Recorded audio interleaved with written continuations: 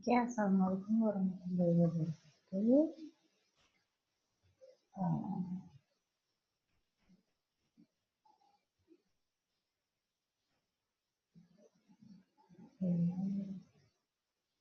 Ya, ini adalah kelas pengenalan pencemaran udara secara online ya.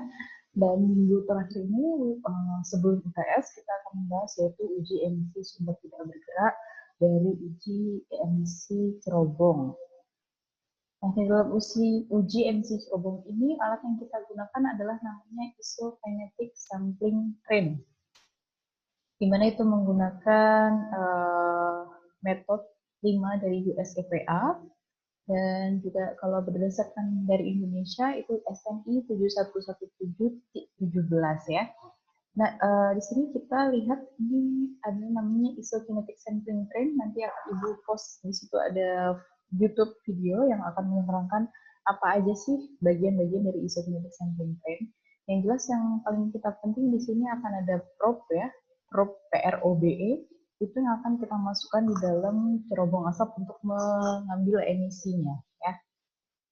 Nah, ini seperti yang kita lihat tadi, jadi ini adalah isokinetic sampling train. Kita masukkan pada cerobong asap tadi. Jadi yang pertama adalah ini akan ada dari probe masuk samplingnya, kemudian difilter, baru ada flow measurement dan flow regulator. Ini adalah yang umumnya dari isokinetic sampling train.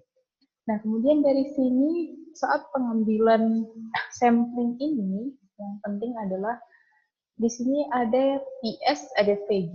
Kalau S itu adalah berarti kecepatan dari sampel atau sampel velocity ya. Di sini adalah kecepatan dari gas. Maksudnya adalah exit gas yang ada di cerobong asap ini. Nah, nanti kita kan harus menyampling. Nah, sampling itu kan harus bisa merepresentasikan seluruh keseluruhan. Jadi kalau kita mau menyampling secara representatif, sampel velocity-nya yang masuk ke dalam probe ini harusnya sama dengan gas, kecepatan gas yang ada di cerobong asap ini, yang keluar dari cerobong asap. Jadi kecepatan sampler yang sampel yang masuk di sini harus sama ya dengan kecepatan gas yang mengalir di cerobong asap. Nah, kalau ini ada gambar 1, 2, 3, 4. Kalau menurut kalian nih, yang disebut sebagai representative sampling yang mana kira-kira? Gambar 1, 2, 3, atau 4? Gambar 1 ya. Jadi ini adalah yang lebih representatif kalau probe-nya align. Karena apa? Kalau probe-nya align seperti ini, kita kan namanya isokinetic sampling ya. Kalau iso berarti sama, kinetic itu kan berarti sebuah pergerakan atau kecepatannya sama. Maka kecepatan gas sama kecepatan sampel sama masuknya. Jadi yang masuk ke dalam probe ini adalah representatif. Tapi kalau misalkan probe kalian seperti ini, ya mungkin ada beberapa gas yang tidak tersampling. Jadi ini akan ada jadinya under sampling ya. Jadi ini tidak bisa kita bilang sebagai representatif, atau kita bisa mempertanyakan kok bisa hasilnya seperti ini gitu. Kemudian yang berikutnya kalau di gambar ini adalah super isokinetic, yaitu di mana sampel velocity-nya dia lebih besar daripada gas velocity, sehingga beberapa gas dalam yang ada di cerobong asap itu tidak tersampling, yang akan menyebabkan undersampling. Kondisi berikutnya adalah super isokinetic. Kalau super isokinetic berarti gasnya ini kecepatannya jauh lebih besar dibandingkan kecepatan sampling. Kalau misalkan kecepatan gasnya lebih besar dari kecepatan sampling, akhirnya akan banyak gas yang masuk ke dalam probe ini kan ya. Nah, menyebabkan apa? Ini akan menjadi oversampling. Pasti konsentrasinya akan sangat naik gitu.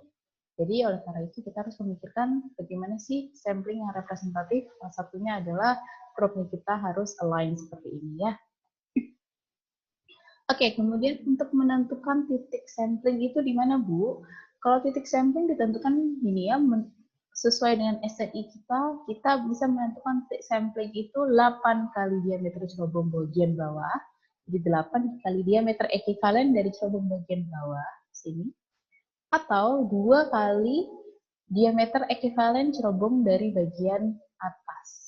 Ya, itu adalah titik sampling kalian. Apa sih Bu tadi yang dibilang sebagai diameter ekivalen? Sebelumnya adalah ada dua jenis cerobong asap yang berpenampang segi 4, juga ada yang berpenampang lingkaran.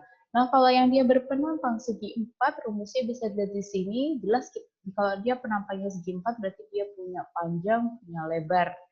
Makanya kita harus mengalihkan 2 kali panjang kali lebarnya dibagi dengan panjang ditambah lebarnya, baru kita dapatkan diameter ekivalennya.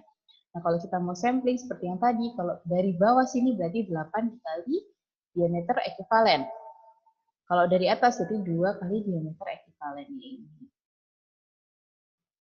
Kalau penampangnya lingkaran, ini rata-rata di Indonesia kita penampangnya lingkaran ya. Kalau lingkaran berarti dia akan ada diameter dalam cerobong bagian bawah dan diameter dalam dari cerobong bagian atas. Karena dia pasti mengkerucut begini kan, di diameternya pasti beda, yang bawah pasti lebih besar, yang atas lebih kecil diameter dalamnya. Oleh karena itu kalian pakai rumusnya adalah seperti ini ya, diameter ikannya adalah 2 kali diameter bawah kali diameter atas dibagi jumlah dari diameter-diameter tersebut. Nah, syaratnya apa sih Bu untuk mengambil contoh uji? Kalau kita mau mengambil contoh uji ini di dalam emisi cerobong ya, seperti yang dilakukan Bapaknya ini, kalian bisa lihat, ini apa? Dia harus ini, diameter lubang pengambilan ini ada diameternya ya, harus minimal 10 cm agar pengambilan uji itu disebut akurat. Kemudian lubang pengambilan contoh uji harus memakai sistem flat flange. Kalau kalian bisa lihat ini seperti ada kaca, kemudian ada mur-mur di sini ya. Itu yang namanya flat flange. Kemudian yang terakhir adalah arah lubang pengambilan contoh uji, arah lubangnya ini harus tegak lurus ya. Ini misalkan arah ini harus tegak lurus dengan dinding cerobong. Nah, kalian bisa kalian lihat seperti ini ya. Kalau kita mau mengambil emisi cerobong yang di atas sini sangat tinggi, berarti kita harus ada sarana pendukungnya. Sarana pendukung atau selantai kerja atau landasan pengambilan ini harus punya syaratnya, yaitu yang pertama adalah dia dapat mendukung beban minimal 500 kg, dan ini agar leluasa bisa dikerjakan untuk 3 orang, minimal 3 orang bisa ada di sini. Kemudian lebar lantai kerjanya 1-2 meter dan melingkari cerobong. Kemudian pagar pengamannya ini harus setinggi 1 meter. Kemudian ada alat katrol. Tadi kita pakai apa namanya? Pakai isokinetic sampling frame kan ya. Dari bawah bisa bawa ke atas seperti apa? Pakai katrol pengangkat ini. Kemudian harus disediakan stop kontak aliran listrik yang sesuai dengan peralatan yang kita pakai. Ya, ini tadi contohnya. Kalau misalkan kita punya tinggi cerobongnya 20 meter, diameter cerobongnya 80 cm. Berarti kalau kita pakai yang 8D, berarti titik sampelnya adalah 6,5 meter dari batas bawah. Kalau pakai yang 2D, berarti 1,5 meter dari cerobong bagian atas. Ya.